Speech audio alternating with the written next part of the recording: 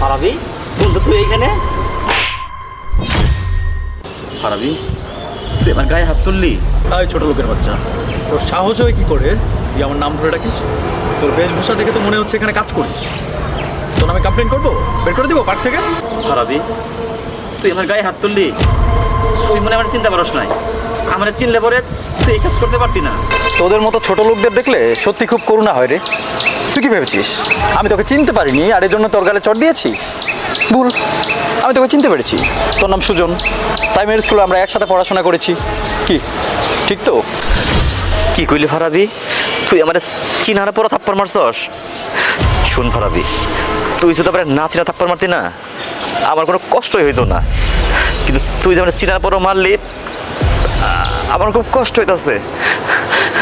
আমার বুকটা না ফাইটা চাইতেছে। আচ্ছা খান কথা কত, তুই আমার কেন মারলি? আমি গরিব দেখে? হ্যাঁ গরিব? আরে গরিবেরও তো একটা লেভেল থাকে, তোর তো শালা কোনো লেভেলই নেই। তুই কি করিস এখানে? বোঝাই যাচ্ছে ঝাড়ুদারের কাজ করিস। আর আমি আজকে নিজের উদ্যোগে 2টা আইটি সেক্টরের মালিক।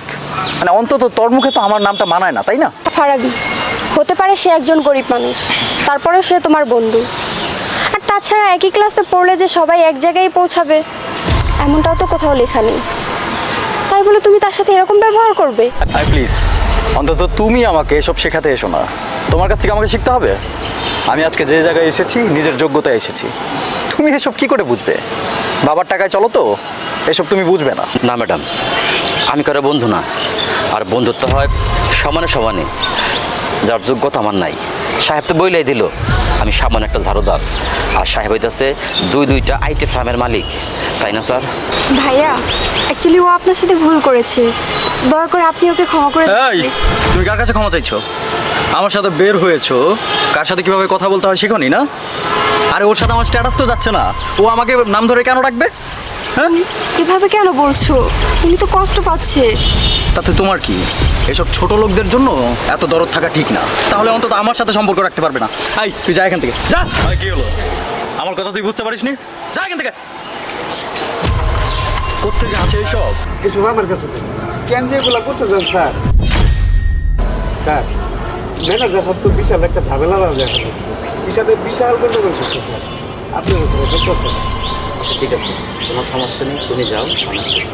আচ্ছা স্যার, তাহলে একটু চালু করে রাখছেন। আচ্ছা ঠিক আছে। আমি আপনাকে বুঝিয়ে বলছি মিস্টার ফারাবি, এই পার্কের ওনার আমি। শুধু এই পার্ক না, এই পার্কের মতো আরও 10টি পার্ক আমার রয়েছে। একটা কথা কি মিস্টার ফারাবি, সুন্দর পোশাক পরলে আর সার্টিফিকেট থাকলেই না মানুষ হওয়া যায় না। মানুষ হতে হলে মনুষ্যত্বের প্রয়োজন, যা আপনার নেই। আর আপনি তো মানুষকে জাজ করেন তার পোশাক দেখে, যেটা আমার বেলা হয়েছে। আর আপনি কি বলেছিলেন? বন্ধুত্ব হয় সমান সমানে। ওকে, বন্ধুত্ব হয় সমান সমানে। আপনি কি করে বুঝবেন বন্ধুত্বের মূল্য? আপনি তো আগে থেকে এরকম। যখন আমরা হাই স্কুলে পড়তাম, আপনি তো কারোর সাথে মিশতেন না, গরিবদেরকে ঘৃণা করতেন, যেটা আজও আপনার মধ্যে বিদ্যমান, যেটা আপনার কাল হয়ে দাঁড়াবে। বুঝতে পেরেছেন mister Farabi? Sorry mister Farabi, আমি আপনার সাথে কথা বলে আমি কোনো মূল্যবান সময় নষ্ট করতে চাই না। ভালো থাকবেন। আচ্ছা শোনো করি আমি। চুপ, একদম চুপ। তোমার কোনো কথাই আমি শুনবো না। শোনো, একজন অহংকারী বৃত্তবানের থেকে একজন নিরহংকারী রিক্সাওয়ালা অনেক ভালো। আর তোমার মতো ছেলের সাথে রিলেশন রাখার প্রশ্নই আসে না। দাঁড়িয়ে কথা বাড়ালে তোমার প্রতি শুধু আবার ঘৃণাই বাড়বে। শোনো, মানুষকে সম্মান করতে শিখো আর ভালো